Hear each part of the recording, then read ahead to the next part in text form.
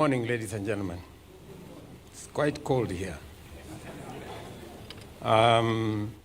Distinguished guests, ladies and gentlemen, we gather here again at the heart of our financial markets, the Nairobi Securities Exchange, to ring the bell in celebration of yet another historic milestone. At the beginning of this administration nearly 3 years ago, I made a clear and firm commitment that we would build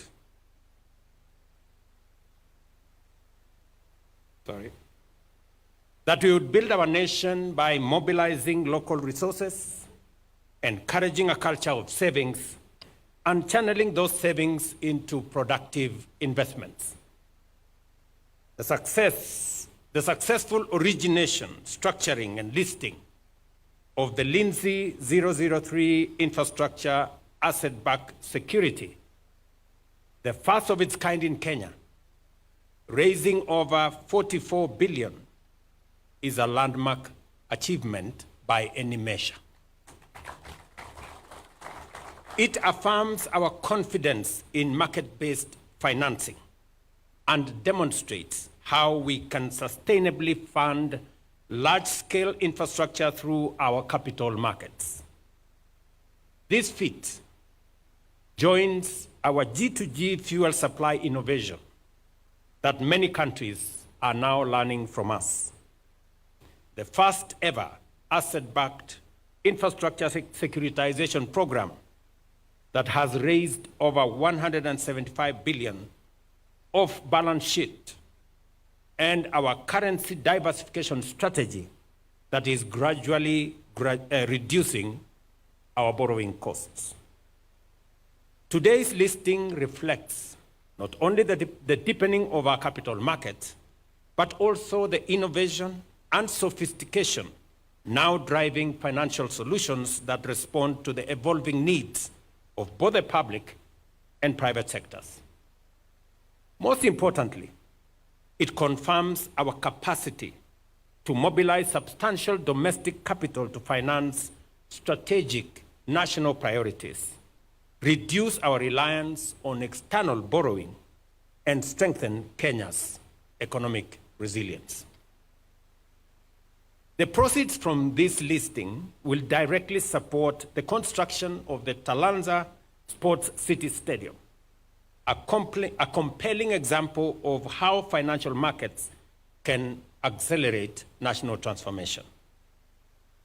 The Talanta Sports City marks Kenya's first large-scale, purpose-built international stadium project in more than 40 years.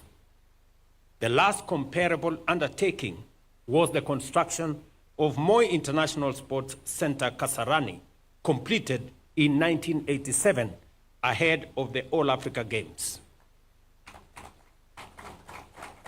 Since then, Kenya has relied on aging infrastructure, with no new international standard stadium built from the ground up until now. With a 60-seater capacity, Talanta Sports City is not merely filling that long-standing gap. It is redefining the nation's sporting landscape. This modern, world-class complex is designed to host international tournaments, foster local talent, and restore Kenya's reputation as a sporting powerhouse. I commend the Nairobi Securities Exchange for the remarkable feat of facilitating 3 listings in a single month. This momentum reflects renewed energy, strong leadership, and strategic clarity. I also extend my congratulations to Lindsay, Finco Trust, and Liaison Group partners for their innovation in financial structuring. Ladies and gentlemen, the stock exchange is a critical gauge of economic health and investor sentiment. The strong recovery of the NSE, with market capitalization now standing at 2.5 trillion, reflects the soundness and consistency of our economic policies. Some of the choices we have made have not been easy, and at times not popular. But they have been necessary. They have been strategic and forward-looking. These decisions have helped us stabilize the economy, restore investor confidence, and lay a firm foundation for growth into the future. Today, both local and international investors are looking at Kenya with fresh optimism and renewed trust. 2 weeks ago, during my visit to London in the United Kingdom, where 4 global giants, Lloyd's of London, Bupa International, Africa Specialty Risk, and Africa Finance Corporation signed their way into Kenya, I reaffirmed our commitment to expanding the depth and appeal of Kenya's capital markets. A key plank of this strategy is the diversification of state-owned enterprises through initial public offerings on the NSE, unlocking value, improving governance, and attracting long-term capital. We are implementing a structured, time-bound divestiture program, starting with the listing of the Kenya Pipeline Company. I expect the cabinet to grant approval to this IPO shortly, and the Privatization Commission this morning is working on the final approval, and by September, by God's grace, we will have that listing here.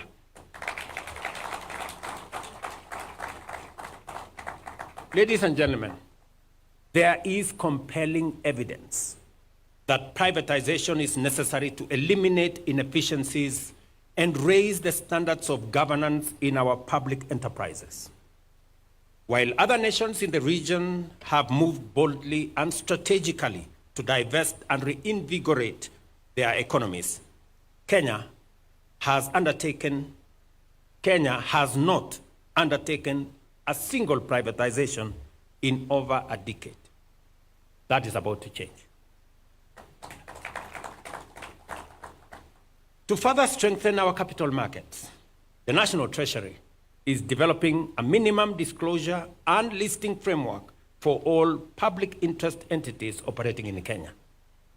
We are raising the bar to require public entities to begin disclosing standardized financial and operational data in line with capital markets standards.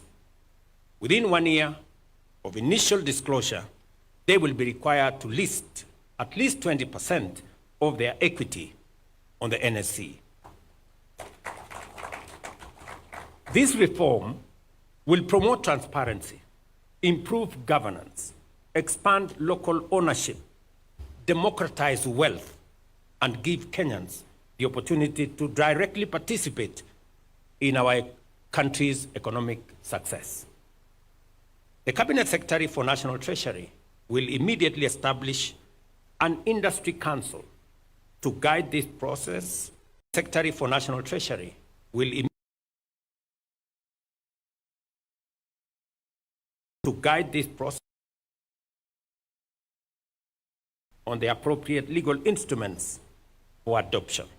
I am told already that there is a committee of experts that has been set up, and I hope Waziri is going to work with the industry to make sure that the council is created, either out of the committee of experts or a much more expanded group.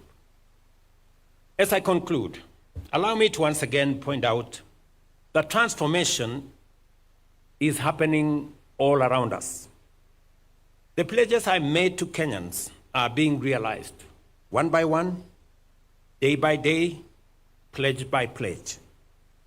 And I remain committed to fulfilling every single one of them. Our economy is stabilizing and growing. Today, Kenya is ranked the 6th largest economy in Africa, up from the 8th 2 years ago. Inflation has dropped from 9.6 in 2022 to 3.8 today.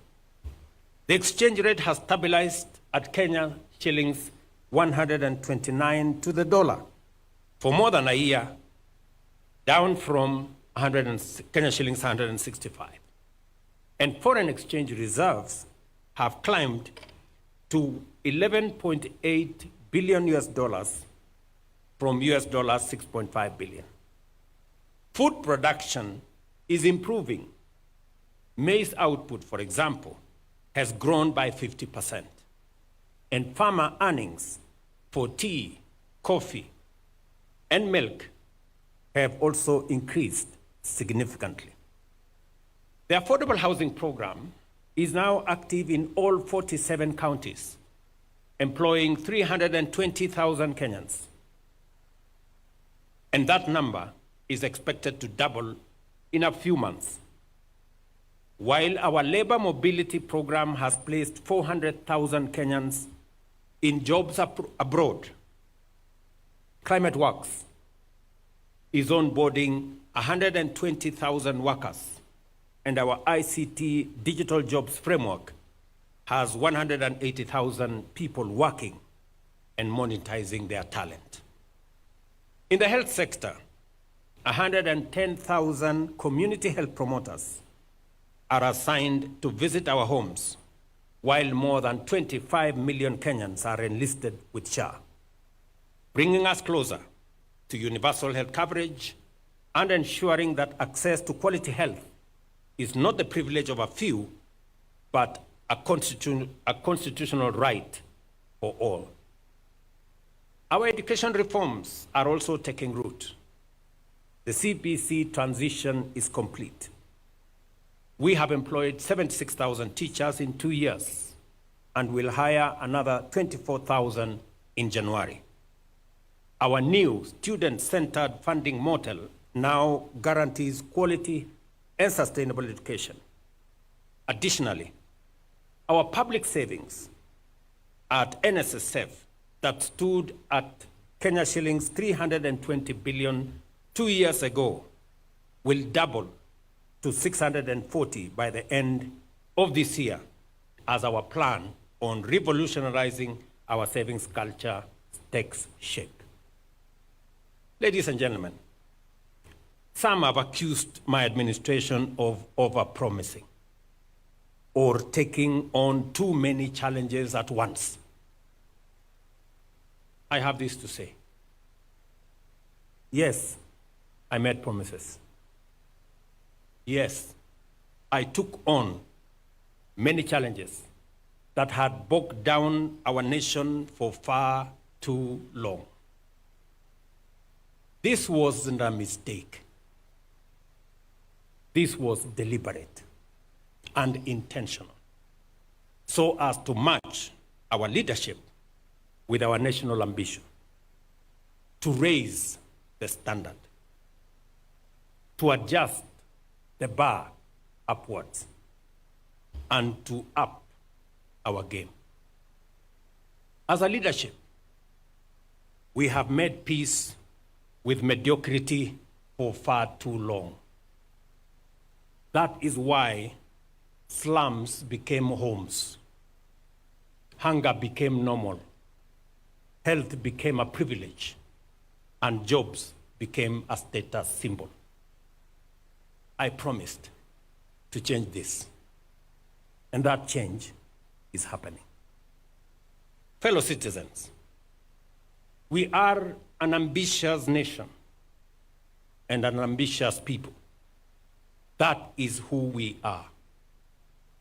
And leadership must rise up to meet that ambition. That is why I made a solemn and unwavering commitment to lead from the front. The truth is, I had no choice. We could not stand by and watch the country drift. We do not, and never have, aspired to be average. When we aim for excellence, the bar must be higher. And yes, aiming higher invites scrutiny from critics, suspicion from cynics, and doubt from their cousins, the naysayers. But that is the nature of bold reform. It unsettles the status quo and challenges the comfort of the known and the familiar. The critics may say I am wrong. The cynics may say I am lying. And the naysayers may even say I am mad.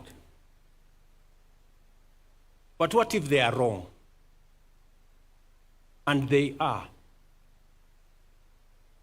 Pause for a moment. What if I am an agent of destiny for the transformation of our nation, whose promise has been delayed for far too long? Pause. Reflect. Think.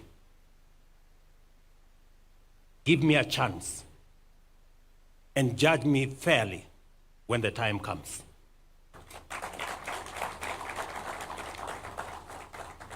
But we remain focused, purposeful, and committed to delivering what Kenya truly deserves. This is neither a gamble nor an experiment.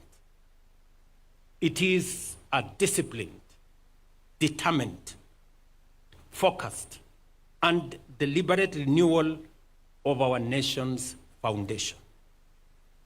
Even the most hardened, die-in-the-wool doubting Thomases will soon see a country reborn, a Kenya that dared to dream big, push harder, and break free from the chains of mediocrity. To paraphrase the Irish playwright and critic George Bernard Shaw, and I quote, "Some people see things as they are, and they ask why. We dream of things that never were, and ask, why not?"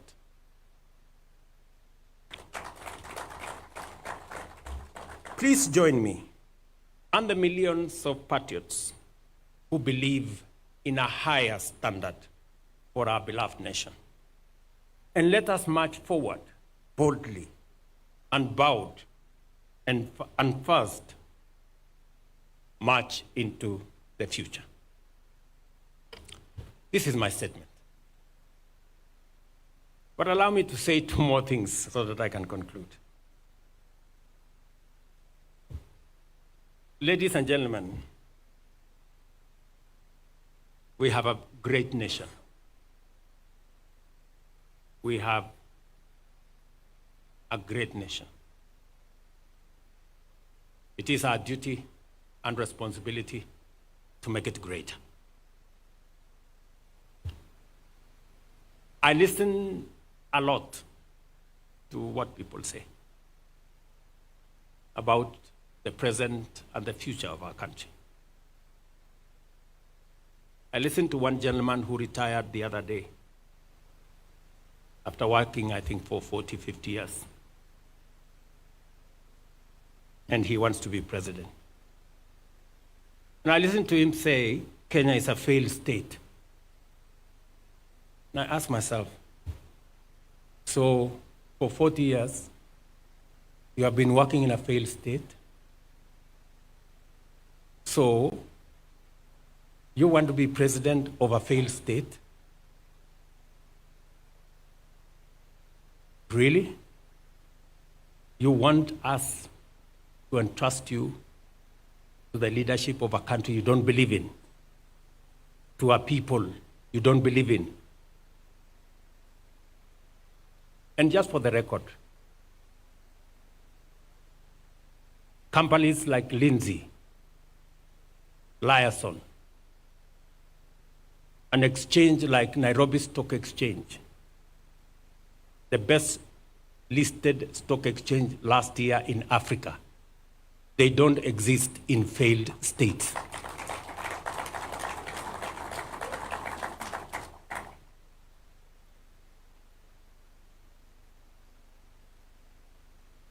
I listened to another group of friends and Kenyans, brothers and sisters, who say Ruto must go.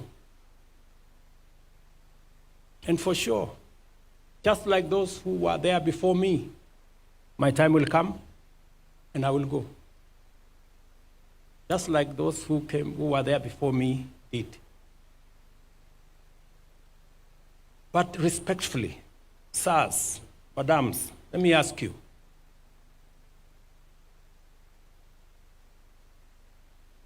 So, what are your reasons for this Ruto must go? I'm sure it's not because of the spelling of his name. Maybe because you don't agree with the ideas, the policies, and the plan he has for our nation, which is okay. But please, would you kindly favor us with your counter plan, with your alternative plan? Because the more I listen, the more it is sloganeering. It's not about a plan, not about an alternative plan. And, hey, we cannot replace a plan you don't like with nothing. And I hear my brothers and sisters say, let Ruto go, then we will figure out. And we will tell you what is the alternative plan later. We cannot tell you now. To me, that sounds like the wash conmanship.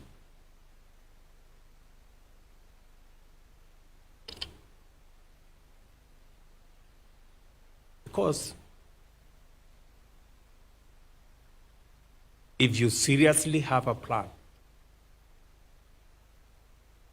that does better on the economy than I have, that does better on health than I have, that does better on creating jobs than I have, that does better on education than I have, you should be bold enough to tell us. One term, Kasongo, Ruto must go, is not enough.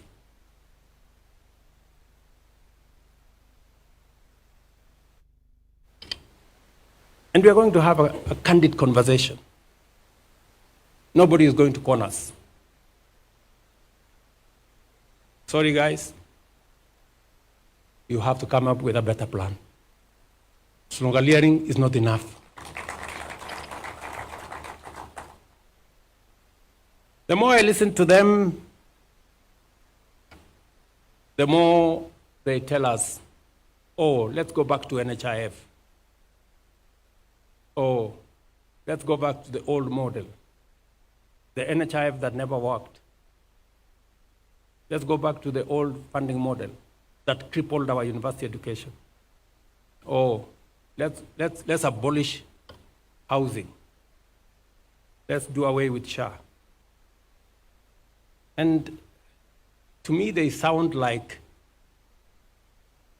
people who are accustomed to the status quo, the usual, the familiar, the no change. Ladies and gentlemen, we have a great nation. It is our duty to make it greater. Thank you very much. God bless you, and I thank you. A round of applause for His Excellency.